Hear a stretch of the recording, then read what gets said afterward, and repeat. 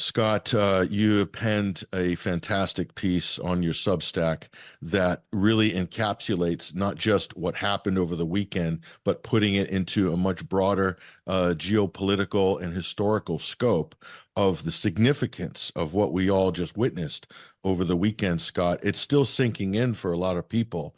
And I don't think people, not everybody anyway, really appreciates the gravity of what just happened and how it, in a way, resets the Middle East, the power distribution in the Middle East. Firstly, I just want to get your reactions to what happened over the weekend, Scott, how you're processing this. And then I want to talk about what might happen next. But if you could share your thoughts with us about April 14th. Sure. There's a couple things. First of all, to put it in perspective, prior to April 14th, Israel operated under the concept of or the belief of that Israel had undisputed deterrence domination. That basically Israel operated in a universe where Israel could do anything it wanted against anybody, and nobody was allowed to retaliate against Israel.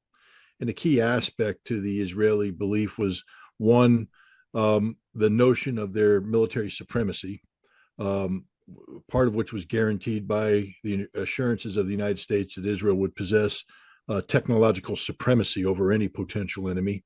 And two was the assurance of American assistance, that America would never abandon their Israeli ally, that through thick and thin, America would be there standing side by side with Israel. What happened on April 14th is, first and foremost, the concept of Israeli and indeed American technological supremacy was punctured. This balloon was punctured by Iran, which, and to put this in a perspective, let me describe the Nevatim Air Base as such: the most heavily protected space on the planet when it came to ballistic missile defense. There was no other place on the planet that was more heavily protected than Nevatim Air Base. It had not just an American X-band radar, the ANTPY-2, but this was connected to the Ballistic Missile Defense Organization hierarchy. So it had advantage of the totality of the American Ballistic Missile Defense Organization's satellite coverage, connectivity, computation capabilities, etc. This was linked into air defense assets, Israeli, the Arrow 2, the Arrow 3, improved Patriot, David Sling, and American improved Patriot and the THAAD capability. THAAD was specifically designed to work in concert with this ANTPY-2 X-band radar. All of this was geared to only one threat: the Iranian medium-range ballistic missile threat. That's it. They weren't distracted by anything else. They were only in place to defend Nevatim Air Base from the Iranian medium-range ballistic missile threat. In addition to this hierarchy, the United States incorporated two other layers. One were fighter aircraft, the F-35, F-15s, that were also linked into the BMDO, the Ballistic Missile Defense Organization's hierarchy. So they were gathering data using radar data, et cetera, feeding in more inputs into this hierarchy to increase the level of lethality. And then at least two Aegis-class destroyers that were ballistic missile defense system variants, meaning that they had been optimized not only to possess their own inherent capabilities through a radar, an S-band radar on board, 360 degrees capability, but also the SM-3, SM-6 interceptors. But they also linked into the Ballistic Missile Defense Organization hierarchy, giving additional coverage, additional capability, et cetera. What Iran did on April 14th was fired 7 missiles at Nevatim Air Base, and 5 of them hit their target. The most heavily defended place on the planet, specifically geared to defend from Iranian ballistic missile threats. 7 missiles were fired, 5 hit their target. Now, the Iranians weren't looking to do damage. They had given, here's the other thing that people need to understand. The Iranians had provided at least 72 hours advance notice that they were going to do this attack. That was allegedly based upon a conversation between William Burns, the director of the CIA, who met with Iranian counterparts in the Middle East.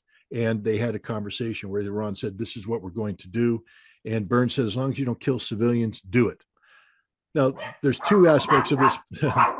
Even the dogs are upset by this revelation. But I apologize for that. It's daytime and my neighbors are walking their dogs and my dogs go crazy.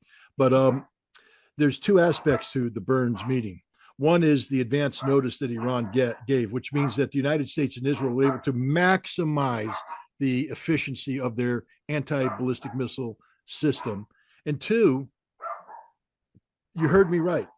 William Burns, the director of the CIA, gave Iran the green light to attack Israel. Gave Iran the green light to attack Israel. What kind of friend does that? Not only that, the United States told Israel that while we will help defend you against Iranian ballistic missile attack, we will not participate in any Israeli response against Iran. You are on your own. And the reality is that Iran cannot carry out a meaningful military strike against Israel without American participation. So it ties Iran's hands. So despite all this, and then the other thing is the Iranians publicly announced that they were launching their attack by unleashing drones, slow-moving, noisy drones that said, here we come for 5 hours. And it allowed the United States, Great Britain, and France to put the aircraft up, to get everything queued up, ready to rock. Despite all this, Iran fired 7 missiles at Nevatim Air Base, and 5 of them hit their target. This is a game-changing event because what it told the Israelis is that Iran can reach out and touch you anytime, anywhere, with overwhelming force, and there's nothing you can do to defend yourself, that you no longer have deterrence superiority, that Israel no longer has a blank check to do whatever it wants in the Middle East, that if Israel ever again attacks Iran, whether it's in Iran or Iranian interests in nations surrounding Iran, that the Iranian retaliation will be immediate and overwhelming. It flipped the script on deterrence supremacy. Iran now holds deterrence supremacy, not only against Israel, but against the United States, because the reason why the United States betrayed their Israeli ally in this fashion is that they were told by Iran that should the United States participate in this attack, that every American base in the region would be leveled by Iranian ballistic missiles. And the United States knew, based upon their 2020 experience with Al-Assad Air Base, the retaliation for the assassination of Qasem Soleimani, the United States knew that Iran could deliver on that promise. And all of these things, all these realities were known before April 14th. Only now they become ultra real because of the action Iran took, the decisive action they took. But what's amazing, Scott, is they went over the heads of the Israelis in the sort of deconfliction line with the United States. So that means Iran is a bona fide regional power now, on the same level or higher than Saudi Arabia or Israel for that matter, because really Israel, it then becomes a kind of subordinate in this communication between Iran and Washington. They're basically bargaining with Washington directly, saying, hey, this is what we're going to do. We're going to give you warning. So this is what a normative state actor does. This is what a superpower or a regional power does. Israel, on the other hand, has been acting like a rogue entity in the last 6 months, especially. So in a way, does this raise Iran's profile in the eyes of the strategists in Washington? What do you think? Well, I think Iran's profile has been already raised in the eyes of the strategists in Washington, D.C. I think we need to differentiate between military specialists and politicians. Military specialists have not long known that Iran holds regional superiority over everybody, including Israel. This is why when the Global Hawk drone was shot down by Iran over the Strait of Hormuz, when Donald Trump was saying that he wanted to launch a retaliation strike against Iranian air defense systems on Iranian territory, the military told him, don't do it, because you will begin a cycle of escalation that will result in our ships being sunk, our air bases being destroyed, and then we will have to try to accumulate power to project it into Iran but Iran has ballistic missile capability that can touch us before we get there. We may not be able to get there. And even once we do get there, there's no guarantee that we will win. And this could unfold over years. So why don't we just call it a day and move on? And Donald Trump made the right decision at that point in time. Of course, he spun it a little bit differently, that he didn't do it out of humanitarian concerns. But the reality is the U.S. military told him, don't do it. The Israeli military, I used to work very closely with Amman, the military intelligence, and particularly with the technical intelligence part that dealt with ballistic missiles. And they're very good. They're very good at understanding the capabilities of their threat, of the potential adversaries. And therefore, based upon that, I can surmise that they continue to be very good, and that they have briefed their leadership that the Iranian missile capabilities are superior than to the Israeli ability to defend against them. The problem is Israeli politicians didn't want to hear that, because if you hear that, then you have to act on it, absorb it one way or another, and that would preclude you from carrying out the aggressive policies that that Israel is known for. For instance, assassinating Iranian military people on the soil of a sovereign Syrian state, to bomb an Iranian consulate in violation of international law. Israeli politicians believed that they had deterrent supremacy, that Iran was cowed over decades of inaction. Iran would not act on this. And to be honest, the Israelis had every right to believe this. I mean, yes, it was the American assassination of Qasem Soleimani that caused a reaction, but the Iranians, the Israelis have been assassinating Iranian nuclear scientists for decades now. They've been blowing up Iranian critical infrastructure.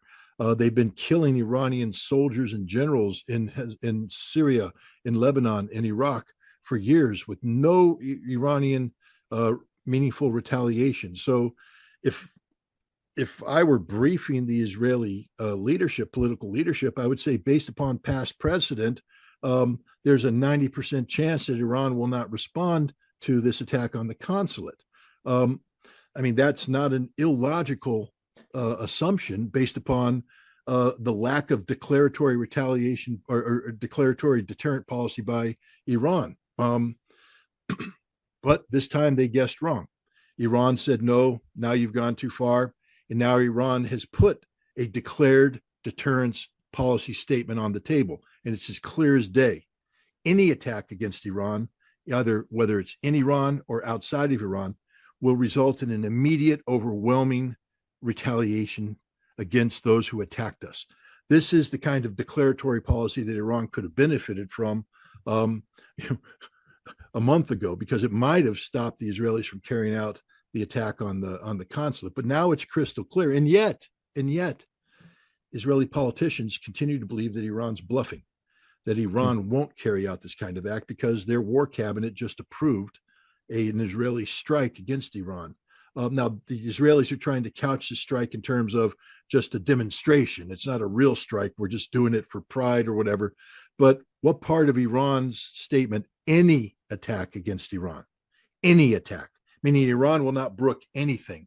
And the Israelis are gambling that Iran is bluffing, that Iran won't retaliate with overwhelming force. So we'll find out how serious the Iranians are about their deterrence policy. We'll find out if this is just posturing and bluff on the part of Israel, and ultimately they won't attack because they'll receive a phone call from Joe Biden at the last second and bend to the will of America. This provides political cover for Israeli leadership, who otherwise might be called weak. They can say, we wanted to do this, but America held us back, and America was threatening to withhold aid, and we can't do that. We have to yield, and they'll transfer responsibility to the United States. But we're in a very dangerous time where there's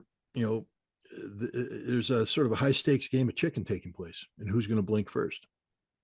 Arguably, Scott, we're in a much more risky situation now than we were on Friday, if you think about it. No, let's say Israel does retaliate. That I agree with you, Scott. That would be the best face-saving out for Netanyahu and the Israeli government. If Joe Biden made that call, that would work for everybody, I think, in politically anyway. But let's suppose Israel does retaliate. Are there any Western countries dumb enough to be an accessory to that? And we're talking about the United States, the British, the French, The Jordanians are in a very difficult position, aren't they, by helping to bring down projectiles over their airspace over the weekend. The King Abdullah II is really treading on thin ice because of that move. What do you see? Let's just say theoretically, Scott, if Israel retaliates, even if it's a symbolic retaliation, but it does elicit an Iranian response, where are we going to be at that point, Scott? Well, first of all, you have to understand that Jordan um, indicated that the reason why it behaved the way it did is that Iran violated its territorial integrity by sending missiles over. And Jordan's right. The Iranians didn't get permission to fly over Jordan. And so Jordan had every right to defend its airspace. Um, so that's point one. What will Jordan do when Israel flies its airplanes over Jordanian airspace towards Iran?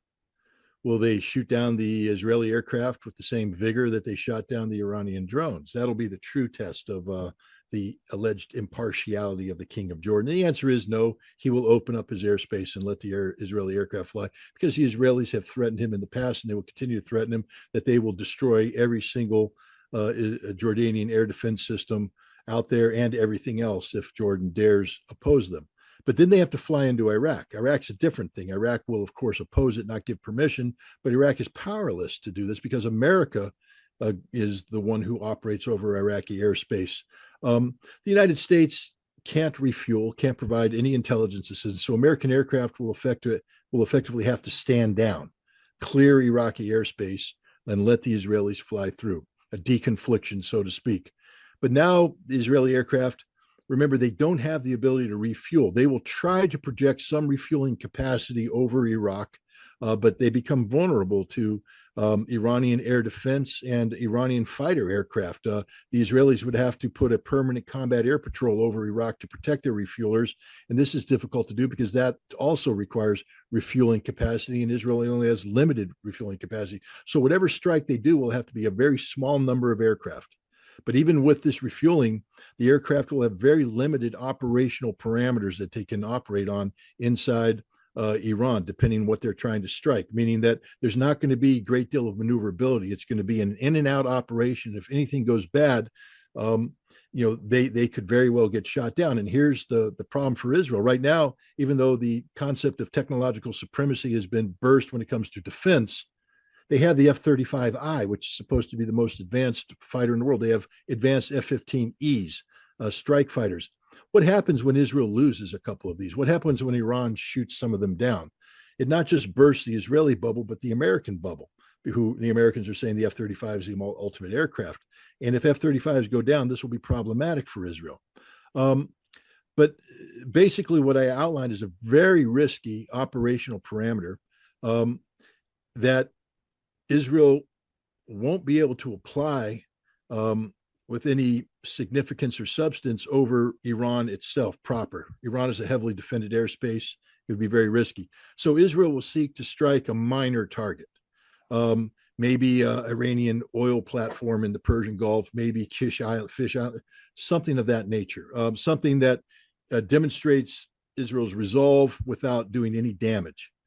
Now the question is, what does Iran do? Because there's no doubt that this strike will be very limited in scope and scale. In fact, I would imagine that it would be telegraphed to the Iranians, not the specific location, but the fact that this is not an all-out attack. Don't worry. Vladimir Putin, who considers Iran a close ally, has already made a phone call to the Iranian leadership, asking them not to behave precipitously. He's not telling them not to do anything. He's just saying, we need to calm this thing down. Will the Iranians listen? My inclination is to believe yes, they would, for the following reasons. Russia's hosting the BRICS summit in October. Iran's strategic priority is not war with Israel. Iran's strategic priority is normalization of relations with Gulf Arab states, creating a stable economic environment that better positions Iran to be a viable participant in whatever global economy is being shaped at the BRICS summit in Kazan, Russia in October. And Iran wants the Russians to advocate for their participation in this new global economy. In order to do that, Iran must convince the Russians that they are rational actors, that they aren't aggressively looking for a fight. regardless of the justification for this. Remember, this is Vladimir Putin, who has eaten a lot of crow over the years because of his measured actions vis-a-vis Ukraine and the West. This is Vladimir Putin, who knows what it means to pay a price for choosing diplomacy over military options early on.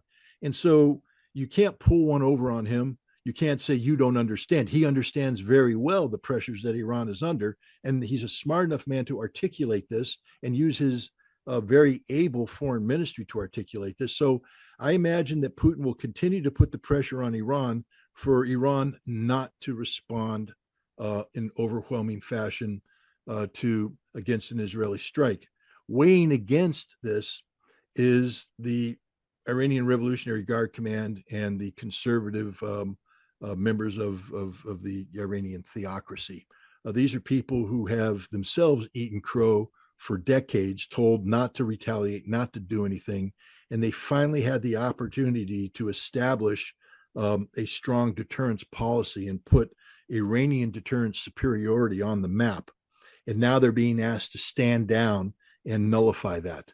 And this will be a very, very difficult pill for them to swallow. So Iran's going to have some very interesting discussions over the course of the next few days. And to me, it's a coin flip which way they go. I wouldn't be able to tell you one way or the other, which I believe that logic tells me that they would take Putin's call and take it seriously.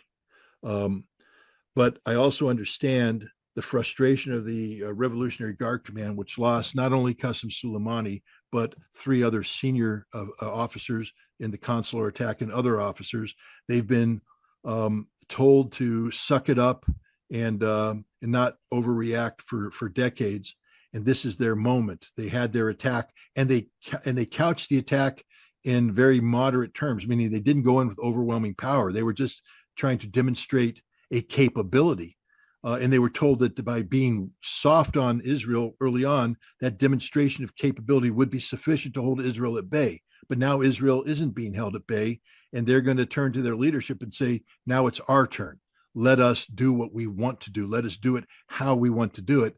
And that leadership's going to be in a quandary because both arguments are compelling. Is it now possible, Scott, that Iran could actually take out the very facilities in Israel that Israel would use to launch an attack against Iran? I mean, is that also a reality here? Because they have demonstrated that they can touch these air bases. It's not a very big territory, Israel, so they have their target list. What about this strategically? Legally, they would be allowed to do this because Article 51 of the United Nations Charter allows for preemptive self-defense, meaning that you don't have to wait for the enemy to attack. You now just had a cabinet meeting, a war cabinet meeting that said we have authorized an Israeli response. And the Israelis have run consecutive annual war games where they talk about bombing Iran. They have said the kind of targets they would bomb: command and control, nuclear infrastructure related to Iran's peaceful nuclear program, things of this nature. So Iran can say that there's an imminent threat from Israel that justifies preemptive attack under Article 51 concept of self-defense. And Iran would have every right now, the moment the cabinet finished, to launch an overwhelming strike against Israel's air bases, to take out the F-35s, the F-15s, to deny them the ability to use their runways, to attack command and control facilities, to attack leadership facilities. All of these are legitimate targets. I don't think Iran's going to do that. What I think Iran could do is what they've promised to do, that the moment the aircraft take off in Israel towards Iran, Iran will launch all of its missiles so that whatever surviving aircraft come back, there won't be any place for them to land. And they may not have command and control connectivity because their leadership may have been eliminated. This is what Iran has promised to do, a tenfold response to this. But again, that phone call from Putin may hold their hand on this, may stay their hand. And then, then what does Iran wait for Israel, for the Israeli attack to manifest itself, which from a common sense perspective, if you receive the phone call from Putin, one way the phone call could go is that we will wait to see what Israel does, and And then at that point, make a Scott, pardon. at that point, could it get escalated immediately to the UN Security Council level? Because you've said Russia will be involved in that, China, United States. If the moment Israel retaliates, it would be a snap emergency meeting, wouldn't there? I believe so, but I don't know. Russia could tell Iran to hold off until the Security Council meets and then hold that over the United States to get some sort of vote to condemn the Israeli actions. Now we're into politics and games. And what would Iran do? And again, I mean, the problem that we're facing here with that scenario is that that scenario takes Iran down the path of doing nothing. Mm. And while that provides political cover for the Iranian leadership, saying that they've yielded to political pressure, et cetera, it also puts them in a very bad position with a very powerful domestic constituency, which is the Revolutionary Guard Command. And so, for that reason, to avoid that scenario, Iran may choose to retaliate, but Russia may tell them that if you respond with disproportional force, you lose our diplomatic cover at the Security Council. We covered for you on this last attack, but we can't guarantee to cover for you if you choose to behave. So this is a very complicated scenario. There's nothing black and white about it. Again, because I believe Iran's strategic focus is regional stability and economic prosperity for the Iranian people, that the Iranian leadership will opt for a face-saving mechanism that avoids full-scale war with Israel, retains a level of deterrence, supremacy, or superiority, but keeps Iran gainfully engaged with the Russians, the Chinese, and others on BRICS. What Iran doesn't want to do is enter the room in Kazan as a pariah state, as a state called a troublemaker. Iran wants to walk into that room and say, we are a stable, reasonable power that is capable of dealing with the law-based order of the world. And like Vladimir Putin, we have shown an ability to take a step back and not react when legally we could have reacted out of the interests of regional security. So I'm hoping that's the direction Iran goes. But again, the Revolutionary Guard Command is a very powerful constituent that has a very legitimate grievance that they have been patient too long, and now's the time to bring the hammer down.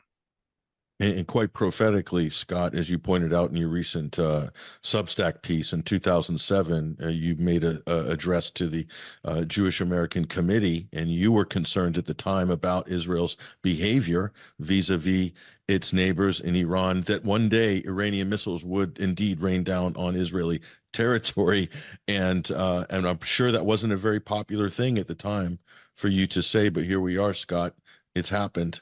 And for the very reasons, I think, which you had outlined all those years ago.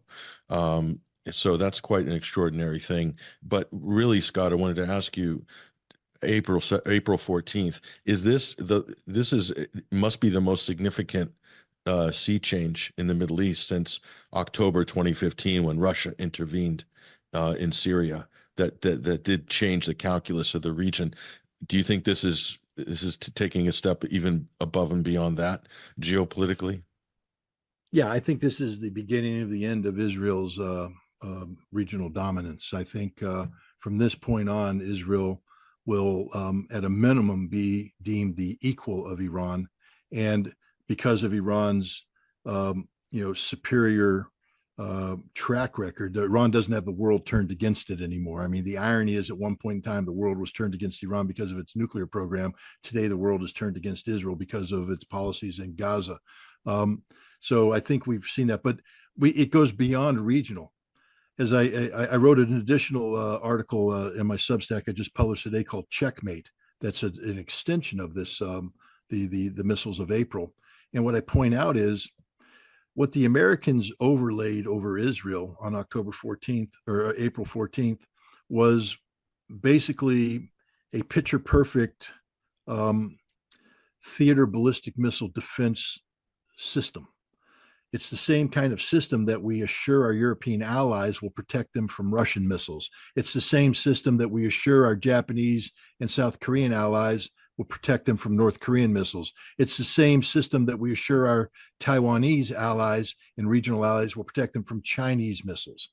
And yet, what the Iranians proved is that they can not only hit any target on the land, but they will sink any target at sea. This means American aircraft carriers. What protects American aircraft carriers? The same ballistic missile defense architecture that Iran just penetrated. This means that North Korea now, because they have similar capabilities, missile capabilities, is no longer worried about the U.S. missile deterrence. And the United States can't convince Japan and South Korea that this missile defense umbrella is infallible. You don't worry about it. It'll be there. It'll never fail. The Japanese and South Koreans are going, well, it failed in Israel. The Europeans are saying, wait a minute, you're telling us you can shoot down the Kinzhal and the Zircon, but you couldn't shoot down these Iranian missiles. Why should we trust you? Taiwan saying, whoa, time out, time out. You're telling us you can handle these Chinese missiles, but you can't. They're going to sink your fleet. The fleet is supposed to be coming to our assistance. This changes everything. This puts America in checkmate globally. We have lost deterrence supremacy, not just Israel. And that's the game-changing moment here, because the United States has based everything, its current posture vis-a-vis the world in terms of military power projection, on the notion of the technological superiority of America's ballistic missile defense shield. And the Iranians just proved that it's not infallible. It can be defeated. The North Koreans have similar technology. The Chinese have similar technology. The Russians have similar technology. That means that America is vulnerable to all of its potential adversaries. Heaven forbid, Scott, this opens the door to diplomatic talk and negotiations, maybe some dialogue in all of these different theaters rather than just threats and arming sides and so forth. I mean, is there a possibility that we could be entering that phase now, based on what you've said? It's the only way we enter that phase. And I'll show you from history. If you go back to the Cold War in the 1960s, the United States and the Soviet Union were engaged in a very dangerous and very expensive arms race, where we were both producing missiles at the same time we were producing anti-ballistic missile capability. And so as we developed new anti-ballistic missile capability, we had to develop new ballistic missile response to that. So that's how we got to multiple reentry vehicles, independently targetable reentry vehicles, maneuvering independently target reentry vehicles, and it became insane. So eventually the Russians and the Americans sat down, the Soviets and the Americans sat down and said, let's sign the anti-ballistic missile treaty. Let's just acknowledge that we can't build a perfect defense and that we're both now vulnerable to attack, mutually assured destruction. And since we know we're both going to die, we both won't fire missiles on each other. And now we begin the talks. It opened the door for the strategic arm limitation talks, which slowed down the growth of the weapons, limited the types of weapons. And then that led to the strategic arms reduction talks, the reduction of weapons, which, imperfect as it is, understand there's only 1,550 nuclear weapons, strategic nuclear weapons in the American arsenal today, deliverable. That's down from tens of thousands that we had during the Cold War. So arms control does work. And what we can talk about now in America's interfacing with the world, we can now start to sit down and talk with the Chinese from a perspective that doesn't include, we're going to beat you up over Taiwan. We can talk to the Russians from a perspective that doesn't include, we're going to create a Ukrainian proxy to destroy you. Or with North Korea, that doesn't include the perspective, we'll launch a preemptive decapitation strike against your leadership, because now those actions are suicidal. So now we have to sit down with the North Koreans and say, you exist. How do we peacefully coexist? We have to sit down with the Chinese and say, how do we resolve the Taiwan problem so that we both don't end up going to war against each other? We have to sit down with the Russians. It'll be in a post-Ukraine environment, but we'll have to sit down and say, how do we come up with that European security framework that you've been talking about? It changes the dynamic of the dialogue when America no longer operates under this presumption of technological supremacy, military supremacy. Now that America has been shown to be lesser militarily, it opens up the door for diplomatic solutions.